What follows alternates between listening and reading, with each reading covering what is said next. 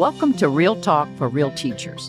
I'm Dr. Becky Bailey, the creator of Conscious Discipline, expert in child development, and a lifelong teacher and learner. For those listening who are not aware of Conscious Discipline, it is a comprehensive self-regulation program that integrates social-emotional learning and discipline. In general, it provides adults and children with the skills to be disciplined enough to set and achieve goals, conscious enough to know you're off track, and connected enough to others, fostering a willingness to persevere toward your goals. So what are real teachers?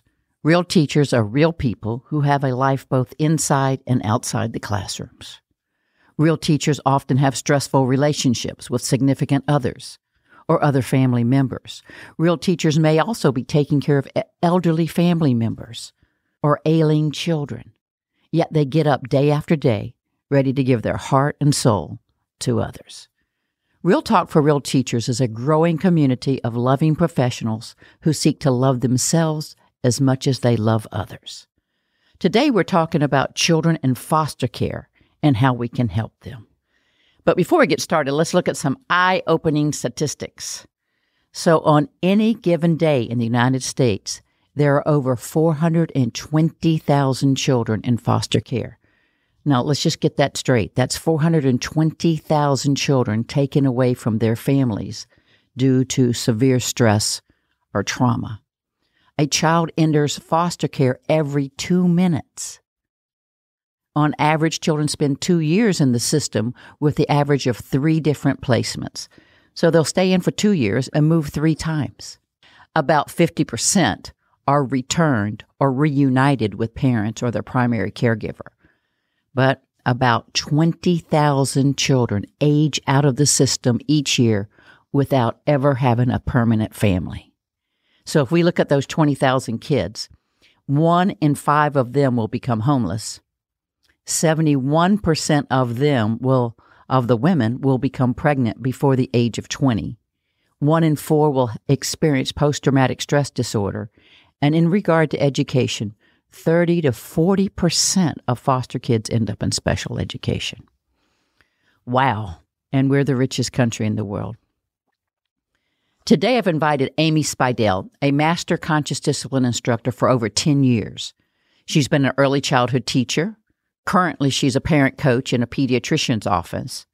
She travels worldwide teaching about conscious discipline. But most importantly for today's discussion, she's been a foster parent. Amy, at the age of 25 years old, adopted 2 children ages 12 and 13 years of age. Welcome, Amy, to Real Talk for Real Teachers. It's delightful to be here.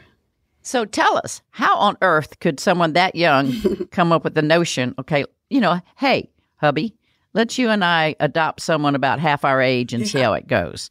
So how did you end up doing that? What led you to adopting these 2 children ultimately? Well, we started with foster care, so we dipped our toes in slowly. And I think that the foster care bug was kind of in my family line. My grandmother had fostered 36 children in her lifetime, mostly babies. She was a nurse.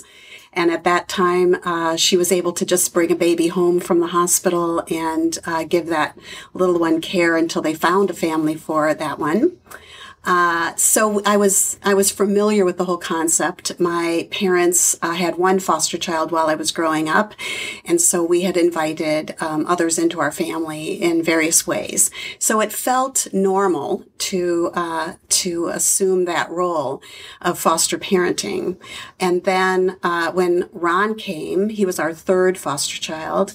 He had been in 12 different homes. He had fetal alcohol syndrome, and he went up for adoption instead of going back to his family of origin. And we just felt like we couldn't continue just that train of him getting off at every stop. So we decided to adopt him, and his sister also went up for adoption at the same time. She was 12, and we just felt that we wanted at least the 2 of them to have some biological connection in this world. Wow. Okay, so Ron, he was 12 years old and had been in 12 foster care homes? Right. And some of that was back with his mom at various times. So he would be in foster care. He would be doing a little bit better, and then she would reclaim him. So some of that was back with her, but 12 different homes in that period of his life. In fact, when he came, even after we adopted him, he would say, if I'm here next year, could we do that again? So he had no sense that there was any permanence, even after the adoption went through. Now, was that the same with his sister? Was her journey similar to his? Similar in that she was in foster homes. However, she was in the same foster home for about the first 5 years of her life, at least the years that she remembers. And it wasn't until her fifth year that her mom came back and said, I'm really your mom, which was just a giant shock for her. She remembers it as being just, the upheaval in her life was amazing. She loved her foster family and thought they were her family. So anybody out there who's got a 5-year-old, you can imagine what it would be like to have some stranger show up and say, I'm really your parent. But it did give her a different sense of belonging and being part of a family. So she was able to integrate into our whole family system, including with my parents and my siblings, in a much different way than Ron ever could. So when you got these kids, tell me about their behavior. And did you get any training? Did they say, this kid's been in 12 foster homes? And did you get help or did you call for help? Was there any cavalry going to come and help you with these kids? When the first two came, they were both toddlers. And so when they came, the only thing that the county seemed to care about was that we had room space, that there was a bed in the room. It was all very physical. We did take a psychological exam, but, it was pretty much, are you a mass murderer? And if you're not, then that sounds good. So no psychological training, no way to know what to do to help them integrate or deal with the trauma that was involved. And especially with our little ones, when our first one came, he was delivered at 6 o'clock at night. We found out at about 4 o'clock that he was going to be coming to our family, and they just dropped him off and left. He was 1.5, and he had no idea what had just happened to him. So it was really, just thrown into the fire. And I think the one that we did definitely say we needed help with was our son, Ron. And that was even when he was a foster child. I had a friend that said to me, either he's going to get help or you're going to have to get help. But somebody's going Somebody down. needs help.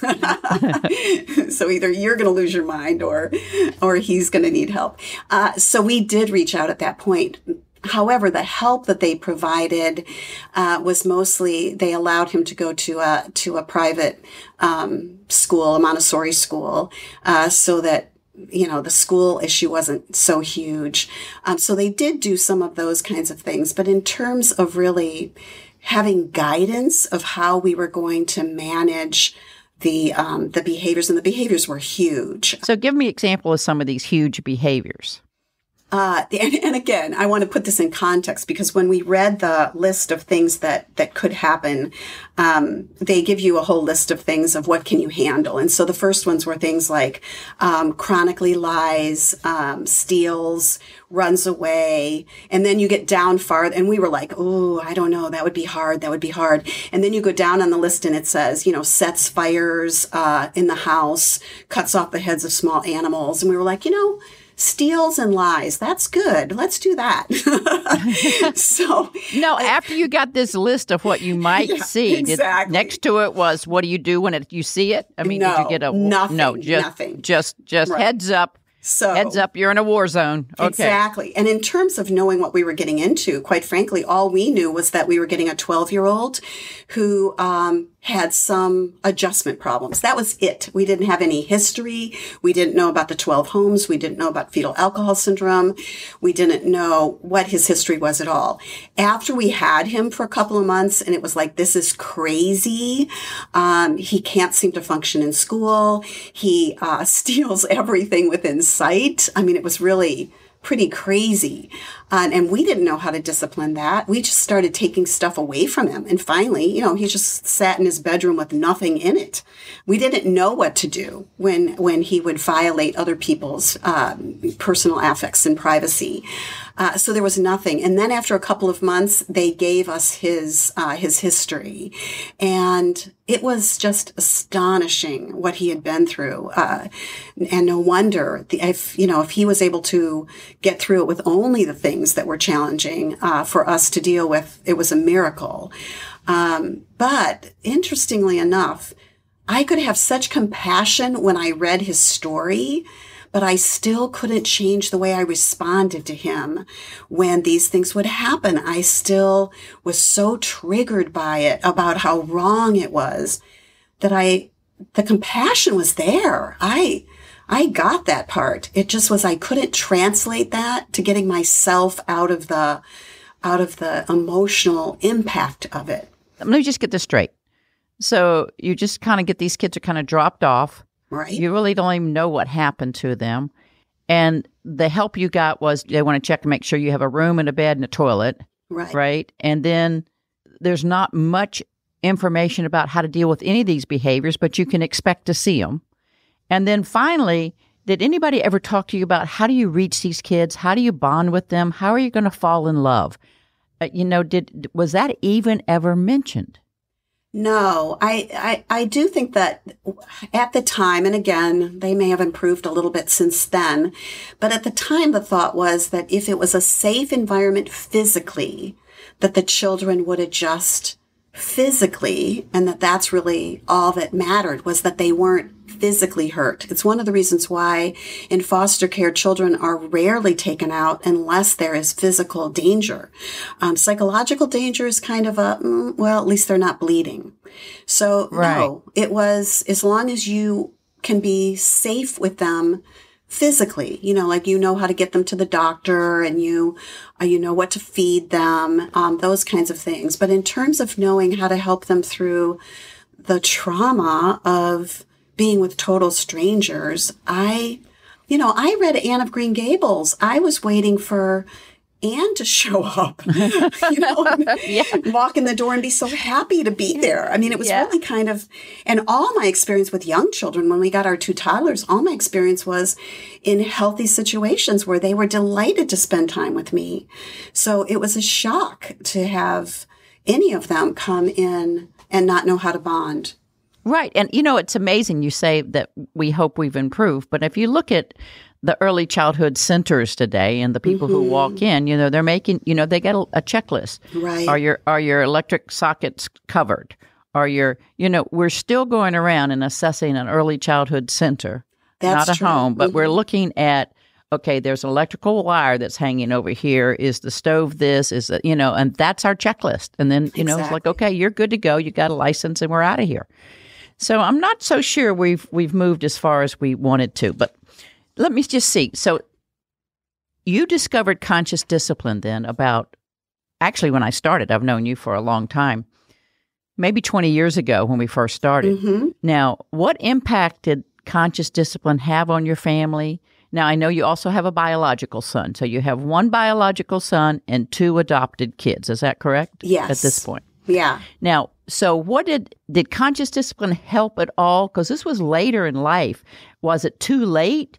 What have you seen? Did it give you any strategies or skills? And were they anywhere near enough or effectual? What happened? Just tell us about that. Okay, so Ben, my birth child, came along when Ron and Connie were 16 and 17. We had our little babe, and I didn't, that was still before conscious discipline, before you had written that.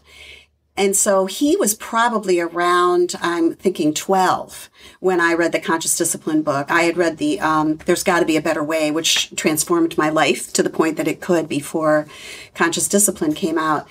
He absorbed it. He actually read the book right after me and started using it on me faster than I could figure out how to use it with him. So he definitely benefited a lot from that. And I see how he raises his 2 children now is much more linked to that process of empathizing and responding and teaching instead of judging, all of those things, again, he's still got a little of I messed it up in the first 12 years of his life, but and every once in a while he'll kind of give them the evil eye, and I'll maybe look appalled, and he'll say, you did that to me. So it's like, I'm so sorry. But the impact on his kids has been huge.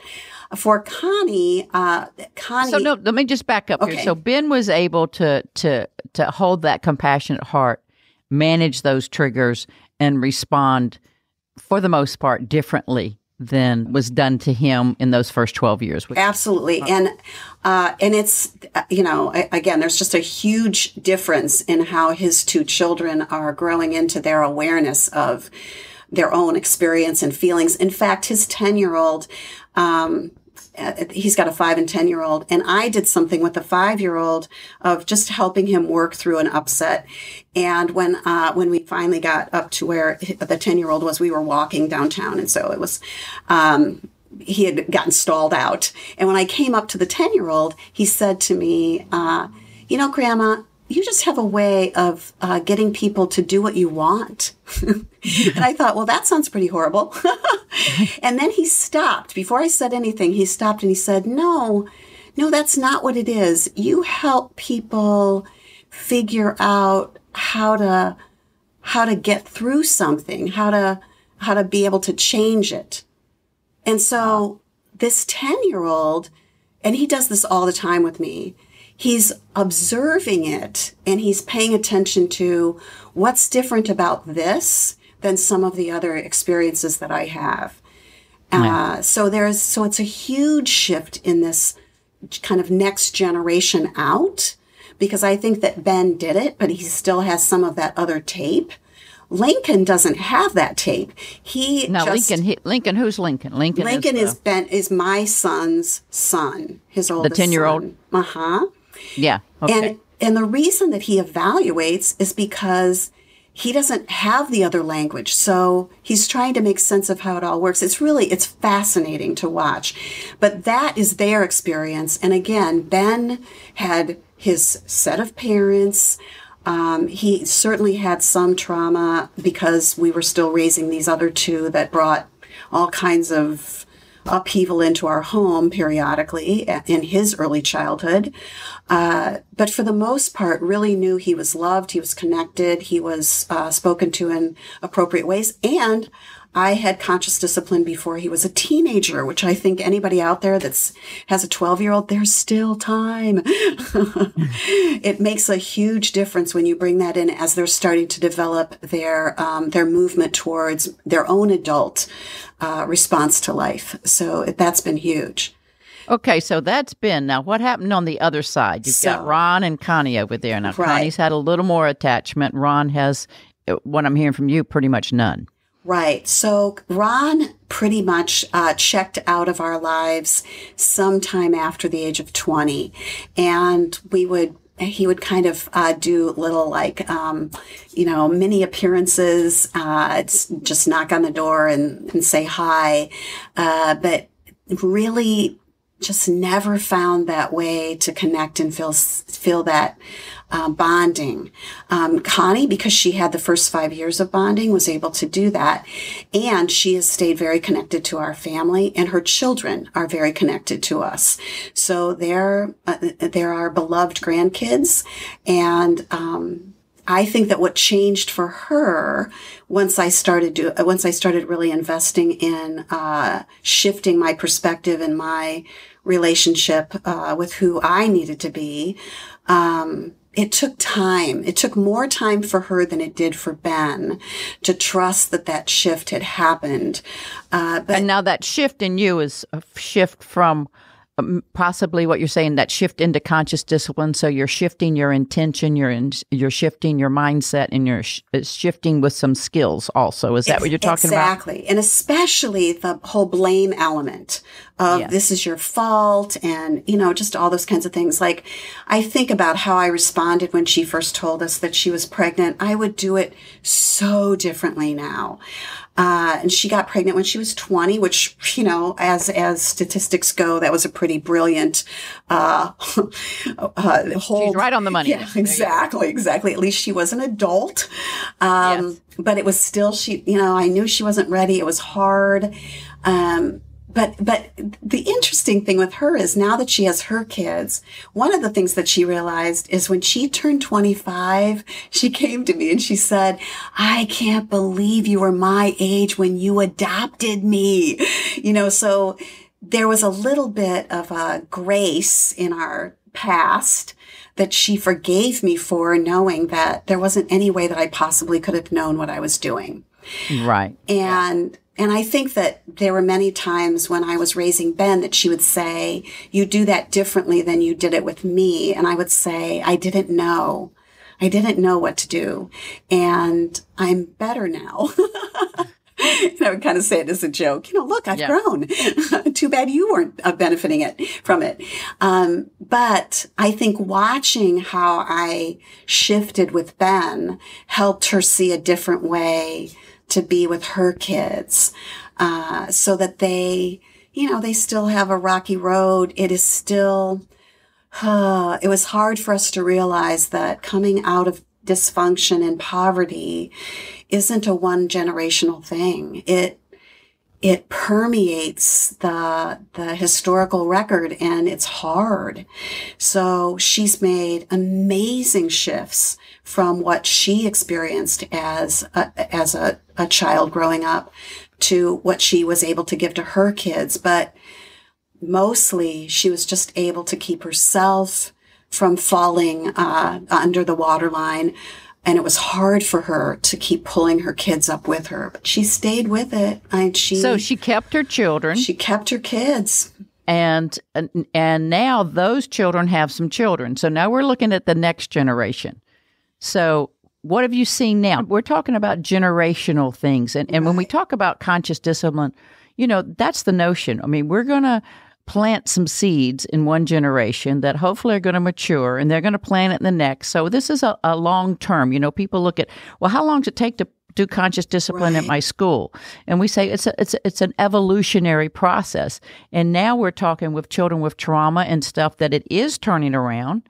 That barge is shifting. Generational barge is shifting. But now you've got one more generation. So you have your adopted daughter's children have had children. Now, what are you seeing in that next generation of parenting?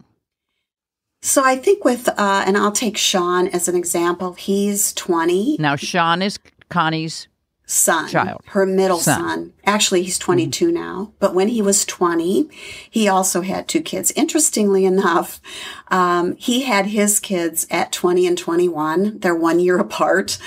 And Shayla is now pregnant as well, and she's 20. So I think the other piece that is just, and I know from research that this is true, that it kind of follows that pattern. So thank goodness Connie was able to really have support in order to keep herself from having babies at very young ages, but at 14 and 15. Yeah. And again, not that doesn't happen and it doesn't turn out beautifully at some point, because it certainly does. But in her situation, she especially needed more time to grow and to grow up. She became her mother's mother when she was, 5 years old. She had to take over the responsibilities of the house. She needed to have those teen years to be a child. She was still going through her child years. So in foster care and in adoption, it's different even when you have a young birth than when you have children who have at least gone through their childhood. Right. So I just want to make that point clear to people who may have children who have had kids at a young age, that it's more damaging for somebody in foster care who has gone through that whole trauma to have a child, because they really do need those extra years to find their foothold. Right. So that was what was great about this. And I think the difference in them having children is that they, I think that if I take Sean as an example, he was able to hear the support that we could offer. He had been in our home, my husband and I. He had lived with us off and on since he was 12 because he kept getting into so much trouble. And so he had absorbed a little bit about the way that we do things. And he would say to me, only you and Grandpa know how to be calm. Nobody else in the world knows how to do that. And so we would say, it's not a mystery, Sean. And we don't, by the way, we don't always know how to be calm. Sometimes we get, well, John hardly ever does, but I do. So sometimes I do get angry. And we had this giant scene at my house once where I lost it with Sean. He was about 14. I got so angry at him. And I got to say, I know how to calm. I know how to have composure, but I was walking right on the edge of that composure.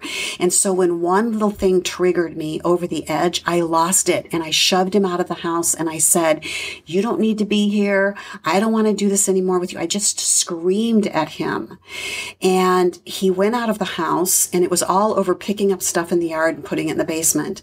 And he went out and he picked it up and he put it in the basement. And I was devastated because I thought, I lost it and I never want to do that with him. And I went upstairs in our house because then I was going to take him where he wanted to go. And my husband took me by the shoulders and he said, it's hard to do the breathing stuff with Sean, isn't it? And I just was like, yes. This is hard. It's so hard to stay present to this. However, I got into the car with him because he had done what he was supposed to do. I took him to basketball and I said to him, I never want to do that again. That was horrible. I so lost it. And it's never how I want to be. And I said to him, if you could do something differently, what would you? Oh, I told him what I would do differently, that how I would handle it differently. And I said to him, if you could do something differently, what would you do? And he said, I would have just put the stuff in the basement. It really didn't take that long. And the cool thing about that moment is he's brought that moment back over and over again. And he says to me, this is what he says, you're the first person that ever apologized to me. So in Sean's life now, he'll take direction from me because he knows I'll take responsibility for myself. And that's what he says to me. And so when I talk with him about how he's going to be with his kids, he says, I want to be like that. I want them to know that if I make a mistake, that I'll own it. And so, that's been a huge personal growth for him. Huge. I think it's huge for all of us. One of the big things about conscious discipline is taking 100% responsibility for your own upset so that you actually can take responsibility, manage it, and then shift your attention, intention, and respond differently. So let's kind of wind up here, Amy. If we were going to give some advice to teachers, because these foster care kids are coming into the classrooms, we're seeing the effect of the poverty, the repeated trauma. Let's go with just 3 or 4 things. Right after listening to this, what can I do? I know so-and-so's in my classroom. I'm going in there on Monday. What is my go-to? Give me 4 things, Amy. I'm dying over here just like you were. I'm kind of hanging out under the water a little bit. Help me. What would you say? So the first thing I would say, and again, these kids have likely had more than just one upheaval. They're not just in foster care. There's trauma behind the foster care. So the first thing I would say is it requires that we build strong safety before we try to connect. They have to believe that there's not just their physical safety, but that their emotional safety is important, and to see them differently in that light. So to speak a lot of safe talk. So one of the things, especially for school-age kids, would be that it's always about their safety first. So let's say that they threw something. Instead of saying, you could have hurt somebody, that could have hit someone, you say, wow, that wasn't safe for you, and that wouldn't be safe for anyone on the other side of that. And for some of these kids, they're going to say, how's that not safe for me? And you would say, because when your anger comes out that way, it hurts you inside, just like it might hurt somebody else outside. In other words, it's important that we honor the fact that they're trying to show us something by by doing things that are unsafe. They're attempting to say, this is how unsafe I feel in this world. Yeah, this is how hurt I am inside. Right. This is my insides coming out at you. And so what you're saying is to go back and say, this is not safe for you or the other person. Exactly. Constantly going back to, and start with them first. That's what I'm hearing. Them first. If they take the table and lift it up over their head, it's not safe for you. And it's not safe for the others. Right, exactly. All right, number 2. Number 2 would be to build those connections. So once you have the safety and you're the safe keeper in a very strong way with them, then you're going to build what are those connections that say, I'm barely coming in here, because again, they're very resistant to connection after a while. They've done too much of it. So you come and you go. And I think that that's why things like the wish well are so important, because what it says is when you're not here, we remember you. So whether it's we remember you for a day or we'll remember you if you're moving to another school, you're in our hearts and you stay in our hearts. So which starts creating some kind of permanency, some kind of narrative, a chronological narrative in their life. And for those listening, wish well is a process where you just have some kind of symbolic representation of yourself, maybe a picture on a magnet and a big heart. And if you're not in the school that day, they will take those absent, put them in the heart, and wish them well. And everyone knows this process is going on. So whether you're there or absent, you're in everyone's heart, trying to keep and build that sense of school, family, and belonging. Okay, so we're going to do the wish well. So what's the third one, Amy? The third one would be to help them with their story. So oftentimes we get hooked into the current piece of whether they're succeeding or not succeeding and what they need to do. And we forget that they have a story. I worked with a little guy in one of the schools that was really struggling, and nobody wanted to talk about his story because it was so hurtful.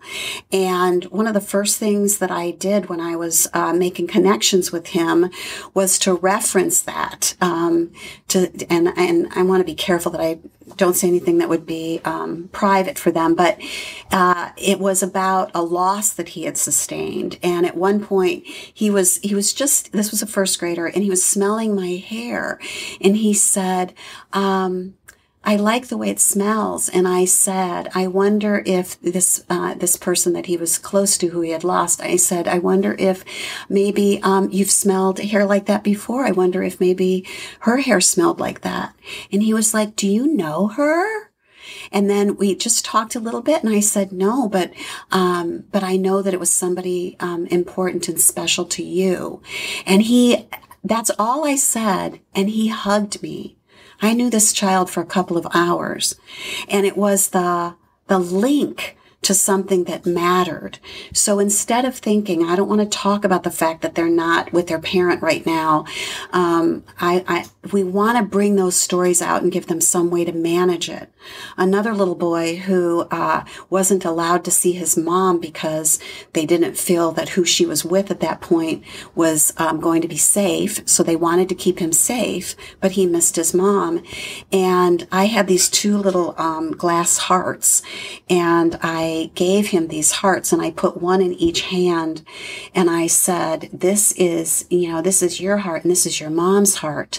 And sometimes those hearts are together, but sometimes they're apart, and yet you still hold each other in your heart. And he was about 4th grade. And again, without me saying anything, he took these 2 hearts and he held them to his heart. And then he said, can I put them both in one pocket? And I said, yes, they can be together in your pocket. But it gave him a story of, even when we're apart, there's something about us that stays together. And I've seen some teachers who one family member has banned the child from mentioning or talking about their father, for example. And she got a picture, the young boy got a picture, and she put it right on his desk. And the thing was, every time you want to just kind of connect with him, you just reach out and touch the picture. Right. And that kind of recharges your heart. So we've got a 1, 2, 3. Last words, Amy. You got any last words for people out there that may be of service to them? The last piece I would say is that sometimes we feel that we just are a drop in the bucket and they're going to go on and there's still going to be more dysfunction in their lives. To know that kindness has a way of winding that softness into a person's heart, and it lasts forever.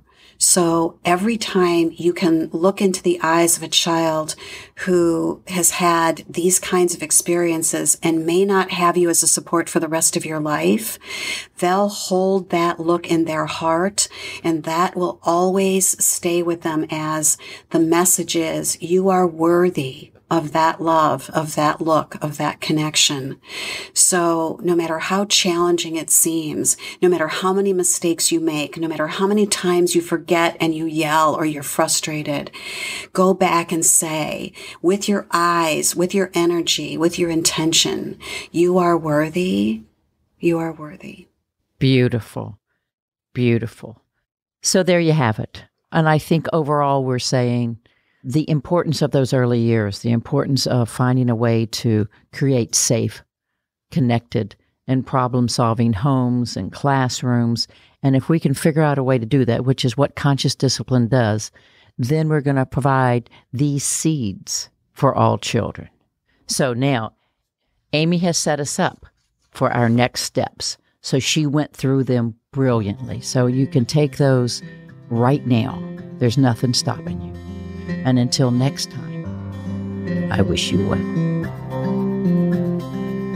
For more episodes of Real Talk with Real Teachers by Dr. Becky Bailey, visit consciousdiscipline.com/podcasts. You can also subscribe to this podcast on iTunes, Stitcher, or your favorite podcast app.